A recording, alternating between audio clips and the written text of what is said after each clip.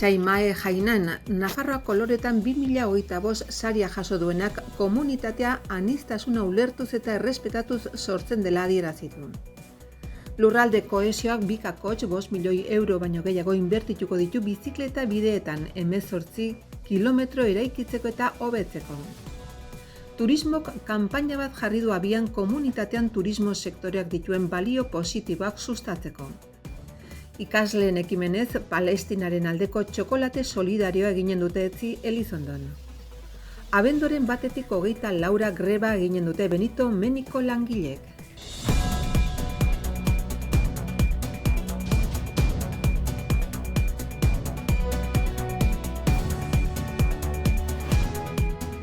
Lehenik bere aita iritsi zen Errioxara eta gizona 2 urtez lan egin ondoren bizileku baimena lortu eta hizkuntza ikasi zuen, berak egin zuen amarekin eta arrebarekin batera. Familia berriz elkartzeko programa bati esker izan zen. Txaimae Jainaek 6 urte zituen orduan eta ikasteko gogo ikaragarria. Une hartan etzekien ordea migrazio esperientzia konpromiso sozial zorrotza ezarriko ziola. Hori dela eta, Nafarroa koloretan 2025 saria jaso du aurten, persona migratzailei juridikoki laguntzen eta aholkatzen jarduteagatik, eta egoera ahulenetan daudenekiko sensibilitateagatik.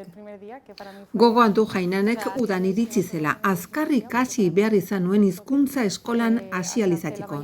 Lehen hezkuntzako 4. mailan dio berak. Aldaketa oso garrantzitsua izan zen eta dena berritasun bat zen niretzat. Ez zuen hizkuntza kontrolatzen eta kultura eta jendea desberdinak ziren esan du. Espainian eman zituen lehen hilabetek ekarri zioten, talka izugarria azpimarratu aurretik, baina azkar integratu zen eta adin nagusitasuna bete zuenean Iruñera joan zen bizitzera, Nafarroko Unibertsitate Publikoan zuzenbidea ikastera. Gazte-gaztetatik Jainaen ekimen sozial eta komunitarioekin lotuta egon da. Atzerritartasun legeari buruzko borondatezko hitzaldiak eskaini ditu Iruñeko Gazteriaren etxean eta Itaka Eskolapiosen. Eta astero parte hartzen du Sanduzelaietan La Milagrosa meskitetako janari banaketan. Gainera, ikaskideko Itaka Eskolapioz Fundazio Zerbitzu Juridikoko voluntario gisa, 100 migratzaileri lagundu die bizilekua, nazionalitatea eta familia berrelkartzen izapidetzen, eta naziotasun azterketarekin eta etxeko langileen lan eskubidekin lotutako prestakuntza eman du. Jainanen ustez, 2025ko koloren Nafarroko saria ez da soilik persona horren aintzatespena baizik eta gizartean konprometitutako elkartetako kide diren persona guztien lana ikusarazten du.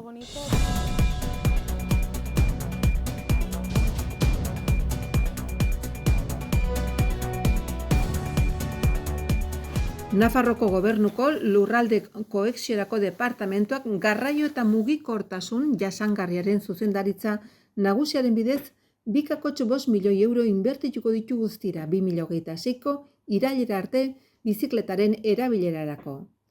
18,69 kilometro bidegorri eta beste azpiegitura batzuk eraikitzen eta hobetzen, Nafarroko 17 herri ezberdinetan.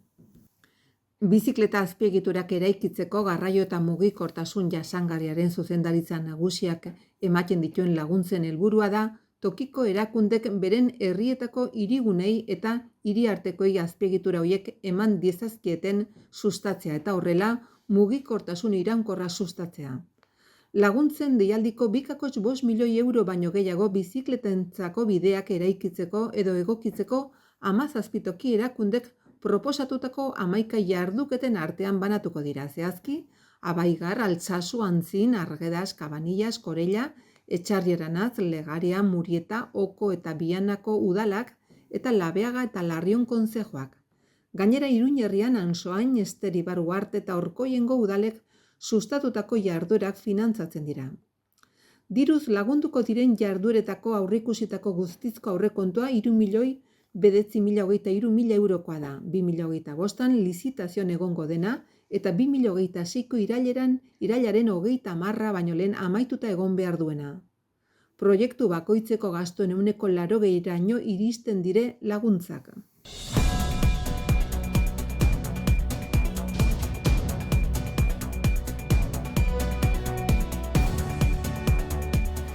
Kultura, Kirol eta Turismo Departamentuko kontseilariaren Rebeka Esnaolak aurkeztu du Nafarroa behar bezalako turismoa kanpaina berria, foru komunitatean sektore horrek dituen balio positiboak sustatzeko sortua.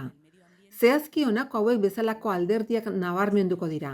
Enplegua sortzea, Nafarroko lurralde ezberdinen garapen ekonomikoa, ingurumena zaintzea, azpiegiturak garatzea edo ondarea mantentzea eta birgaitzea besteak beste.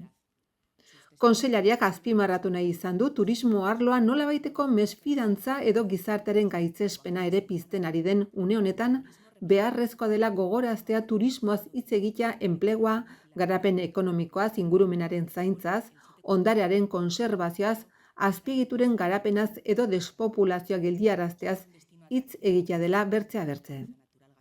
Modu horretan naiz eta gogoratu Nafarroak ez duela beste autonomia erkidego batzutan bezain egoera hain zaila bizi, beharrezkoa da komunitatean eredu turistiko iraunkorra defendatzea. Profesionalek jakina ez dute nahi kontrolik gabeko turismo batek bizikidetza arazoak eragitea, gure paisai eta ondare baliabidetan arriskuak sortzea eta azken batean gure esentzi galtzea, barne helmuga erakargarri, erreferente paregabea eta berezia bai gara, eta eskaintzaren kantitatea ez ezik, kalitatea ere bilatzen baitugu, baita bizitatzen gaituztena ere azpimarratu du. Halaber, kontseilariak nabarmendu du komunitateko turismoa barne produktu gordinaren 5,4 iristen dela gaur egun eta horrek Nafarroko ekonomiaren funtsezko zutabe bilakatzen duela, enplegu osoaren 7,1 ere hartzen baitu, ja 20.000 lanpostu. Sektoreak bilakaera ona izan du 2025 urte honetan, bisitak iaztik ona 1,5 gehitu eta guztira. 1.600.000 turista jaso baitugu aurtengo irailera bitartean.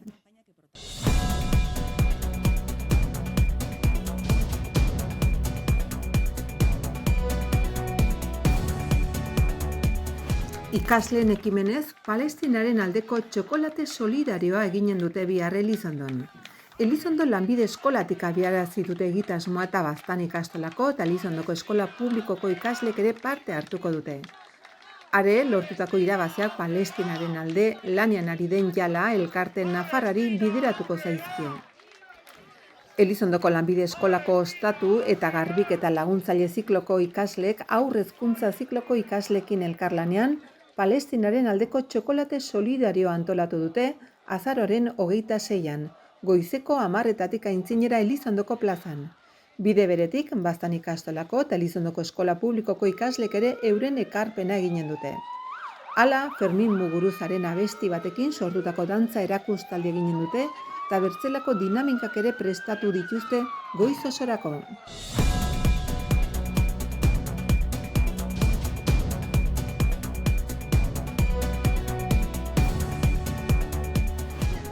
Urte bete, mobilizazioen ondotik, borrokan segituko dutela adierazi dute Elizondoko Benito Meni zentroko langileek. Abenduan 24 greba egun gehiago eginen dituztela iragarri dute, Iruñan egin duten prentsaurrekoan eta Elizondokotik Iruñera martxa eginen dute abenduaren 10-tik 12 hain zuzen, egun horretan 100. greba eguna izanen baitute.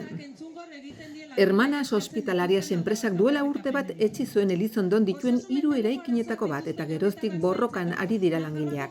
Kaleratzeak, lan baldintzak eta erabiltzailei ematen zaien zerbitzua okertu direla salatuz. Egin dituzten mobilizazioetan bai enpresari, bai Nafarroko gobernuari konponbidea eskatu izan diote. Enpresari zentroko erabiltzaileek hartzen duten zerbitzuaren kalitatearen eta lan baldintzen kontura irabaziak handitzeko politikarekin segitzen duela leporatu diote eta Nafarroko gobernuari berriz ez duela bere gain hartzen diru publikoarekin sustekatzen duen zerbitzuan duen ardura. Osasun mentaleko zerbitzuaren arduradun nagusia Nafarroko gobernua dela errandute. Langilek, zerbitzu publikoa da, azpi kontratatua eta diru publikoarekin mantentzen da. Onartezina da gobernuak enpresari onura pribatuak lehenesten ustea, zerbitzua, enplegua eta lan baldintzak kaltetzearen kontura.